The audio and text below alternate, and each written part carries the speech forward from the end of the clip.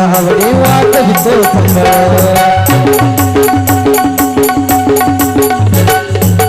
बघता जाली तुने आली तू जगन माता म्हणजे राखून येते आई नाव तुझं घेता ऐकू बघरे मगवरी मगवितो रथ सारी ऐकू बघरे मगवरी मगवितो रथ सारी आंबे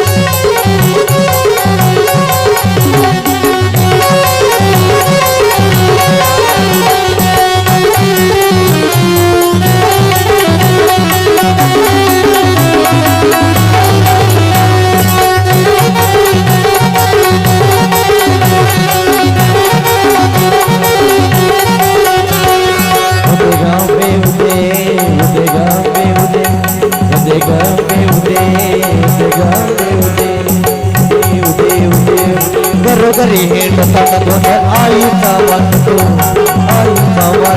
दोन देवीचा मांडतो भवानी भवानी भवानी बसली होती कडी आम्ही आंबेचे गोंधळी आंबेचे गोंधळी आम्ही आंबेचे गोंधळी होते गावे उदे होते गावे उदे होते गावे उदे होते गावे उदे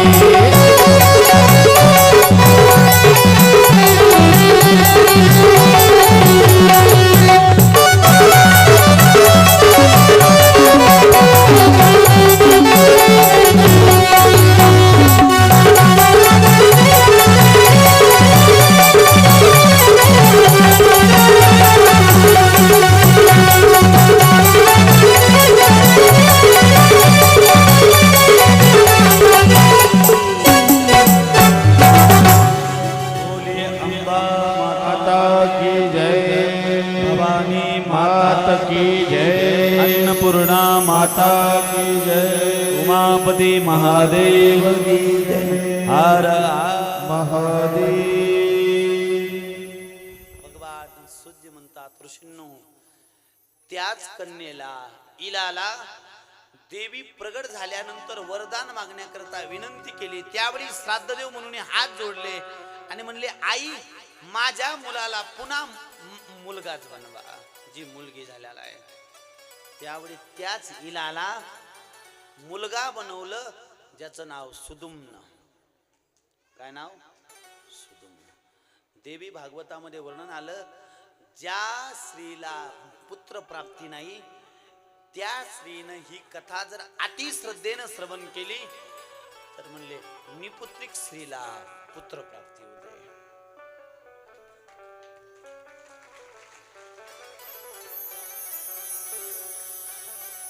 म्हणले देवीच्या कृपेने तिला पुत्र प्राप्ती होते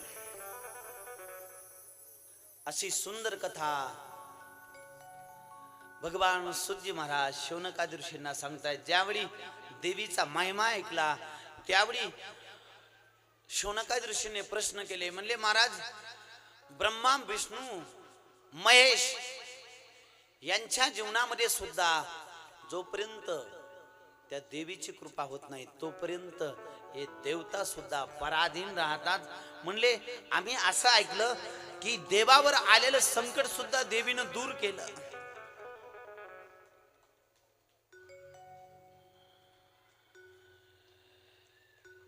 म्हणले असे कोणत्या कोणत्या देवाचे संकट दूर केले ब्रह्माजीचं संकट दूर केलं का, महादेवाचं संकट दूर केलं का, विष्णूचं संकट दूर केलं का? त्यावेळी सूतजी महाराज शौनकादी ऋषींना एक कथा सांगतायत. म्हणले एक वेळा भगवान विष्णूवरती आणि ब्रह्माजीवरती संकट आलं आणि ते संकट देवीच्या कृपेनं दूर झालं. ऋषी म्हणले मग भगवान विष्णूवर संकट काय आलं, ब्रह्माजीवर काय संकट आलं, हे संकट मला थोडंसं विस्ताराने सांगा. त्यावेळी भगवान सूतजी म्हणतात, ऋषींनो, एक वेळा भगवान विष्णू क्षीरसागरामध्ये शयन करत होते. भगवान विष्णू कुठं शयन करतात? क्षीरसागरामध्ये. लक्ष्मीचा जन्म कुठून आहे? कुठून आहे? क्षीरसागरातून. म्हणून भगवान विष्णू कुठं राहतात? सासरवाडी. म्हणून सासरवाडीत राहायला लाजायचं.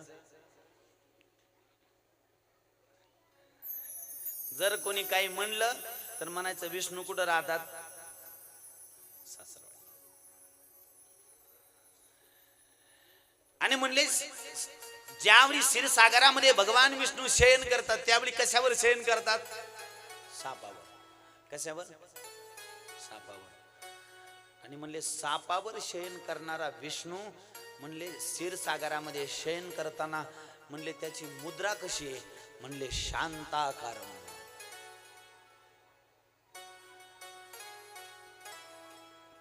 शांताकारम भुजगशयनम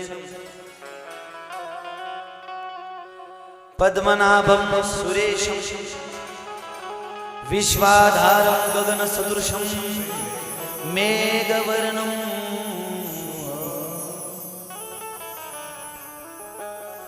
लक्ष्मीकांतम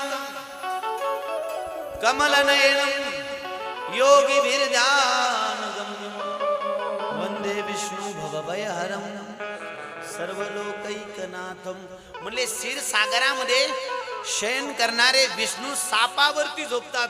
म्हणले कसे? शांत. आणि आपण पंचगादीवर झोपून कसे? अशांत. कलियुगामध्ये ज्या माणसाला पडल्या पडल्या झोप लागते त्याने समजायचं माझ्यासारखा श्रीमंत वाडगाव मध्ये दुसरा कोणी नाही.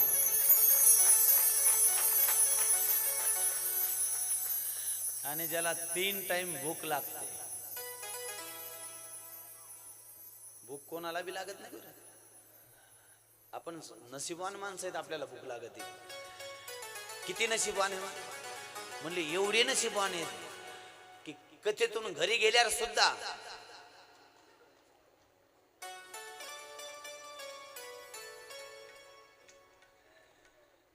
एवढे नशिबवान आहेत. तेवढे एवढे कधी आरती होती कधी एकदाची घरी जाती. ज्याला 3 वेळा भूक लागते, पडल्याबरोबर झोप लागते, त्याने समजायचं झोप कोणालाही लागत नाही. एकाला झोप येत नव्हती, डॉक्टरकडे गेला आणि डॉक्टरला म्हणलं मला झोपेचं औषध द्या. डॉक्टरने 2-3 वेळा औषध दिलं, याला काय झोप आहे ना. शेवटी डॉक्टर वैतागलं, ते म्हणलं एखाद्या साधूकडे जा, माझ्या औषधी काय तुला काम करणार.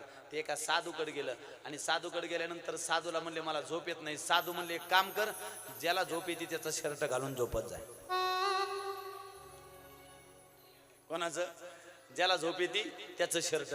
आता ज्याला झोप येते त्याचं शर्ट म्हणल्यानंतर हे पहिलं डॉक्टरकडे गेलं आणि डॉक्टरकडे गेलं. डॉक्टरला म्हणलं तुमचं शर्ट द्या. डॉक्टर म्हणलं कशाला? म्हणले तुम्हाला झोप चांगली लागते. डॉक्टर म्हणलं कोण? म्हणलं म्हणले 3 मजली बंगला बांधलाय, हॉस्पिटल बांधलंय, याचे हप्ते, सिस्टरचं पगार, नाकीनं वाली. म्हणले मला रात्री झोप येत.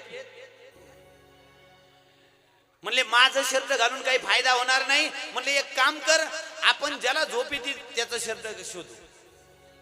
आणि फिरत फिरत फिरत फिरत वैजापूरला गेले. वैजापूरला गेल्यानंतर एका बिल्डरकडे गेले. म्हणले याला झोप येत असेल. त्या बिल्डरकडे गेले, म्हणले तुमचं शर्ट द्या. म्हणले कशा करता? म्हणले एका साधूने सांगितलंय ज्याला झोप येते त्याचं शर्ट घालून झोपा, झोप लागल. तो म्हणला 6 महिन्यापासून मीच परेशान. अरे म्हणले तुमच्या बरोबर मी बी येतो ना, आपण एखादा झोप ज्याला येते त्याचं शर्ट आपण सर्वजण घेऊ.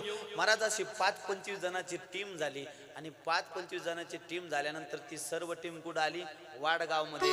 महाराज वाडगाव मध्ये आल्यानंतर एक शेतकरी वखर चालवत होता. महाराज दुपारची वेळ झाली, अंगावर बन्याल होती, बन्याल बाजूला काढून फेकली, विहिरीमध्ये उडी मारली. महाराज आंघोळ झाली, वर आला, बायकोने दिलेली 2-3 भाकरी चटणी, महाराज भाकरी चटणी खाल्ली आणि उशाला चप्पल घेतली, झोपला.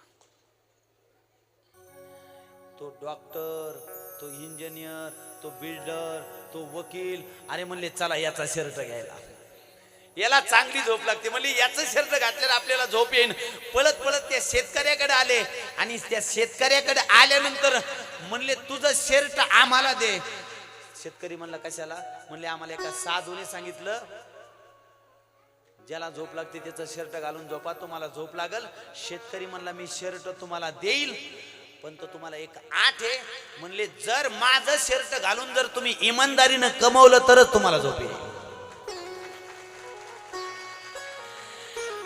म्हणले मी डुप्लिकेट पणा करून कमवत नाही, घाम गाळून कमवतो. आणि या भारतामध्ये एकच माणूस असा इमानदार आहे की जो स्वतःच्या अंगाचा घाम गाळून कमवतो, तो म्हणजे माझा शेतकरी. दुसरा कोणी इमानदारीने काम करणारा नाहीये. आणि दुसरा इमानदारीने घाम घालून कमवणारा जगदीशानंद आहे. मी सुद्धा कथा घाम निघेपर्यंत सांगतो, फुकट नाही. चॅलेंज आहे, चॅलेंज. इथं बसलेल्या कोणीतरी म्हणाव माझ्या समोर काही पान वही दिसते तुम्हाला? दिसतं काही आहे काही? याच्यानंतर कोणाची कथा आहे का? तुम्हाला जर नाही वही पान दिसलं तर आपलं नावच बदला. हे घामाशिवाय नाही बरं, हे घामाशिवाय नाही. हा अभिमान नाही बरं, ही माझ्या भगवंताची माझ्यावर कृपा आहे.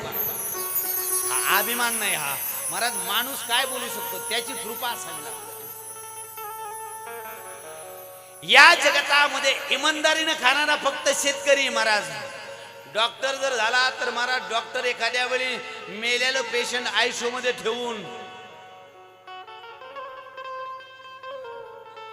लाखाचे 12 लाख बिल करू शकतो.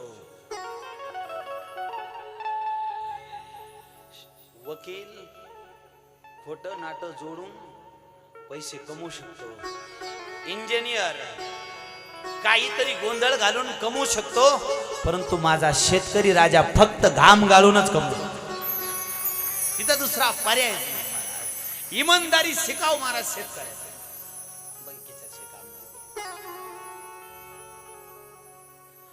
भगवान विष्णू क्षीरसागरामध्ये असून सुद्धा शांत. भगवान विष्णूला येऊ द्या. फक्त भगवान विष्णू क्षीरसागरामध्ये शयन कसे करतात ते आपल्याला इथं भगवान विष्णूचं दर्शन होणार आहे. पद्मनाभा नारायण, पद्मनाभा नारायण, पद्मनाभ नारायण, पद्मनाभ नारायण, पद्मनाभ नारायण, पद्मनाभ नारायण, पद्मनाभ नारायण,